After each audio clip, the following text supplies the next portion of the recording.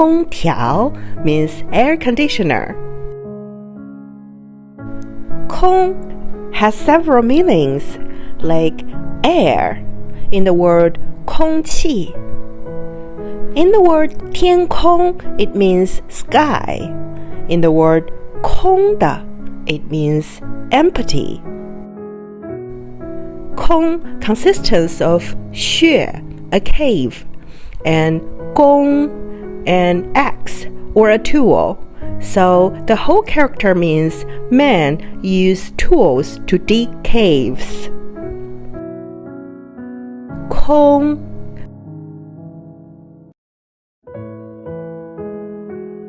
空空调